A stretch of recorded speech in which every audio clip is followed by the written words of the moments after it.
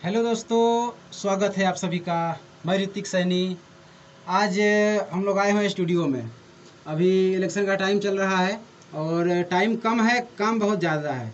इसलिए हम लोग रात और दिन एक कर दिए हैं। काम चल रहा है यहाँ पे जगदम्बा रिकॉर्डिंग स्टूडियो मोतीपुर।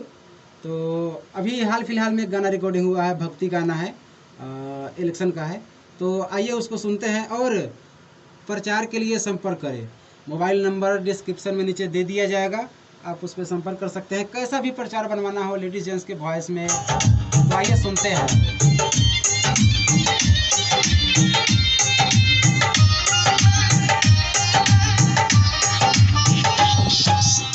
मैं तुझसे कहिए बचिया मोर सपना साकार कर देही।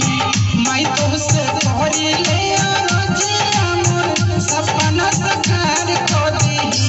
मैं हो बेटा रहू होरी है विकास खुशी से आशीर्वाद दे दी।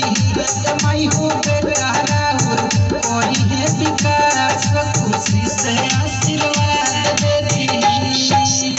हाथ जोड़ी करी ले रजिया मोर सपना साकार कर देही। हाथ जोड़ी करी ले रजिया मोर सपना साकार कर देही। मैं हो बेटा रहू होरी है विकास खुशी से आशीर्वाद दे दी। मैं हो बेटा रहू होरी है विकास खुशी से आशीर्वाद दे दी।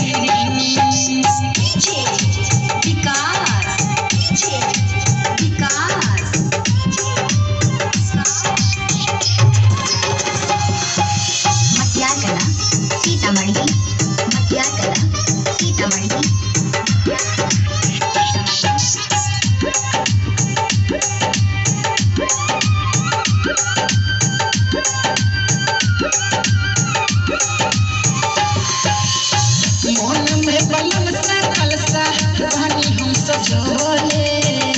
ए माई तोरी लालसा से कलसा सजैले बा। और नाही के जनता सब और जीवन बोले।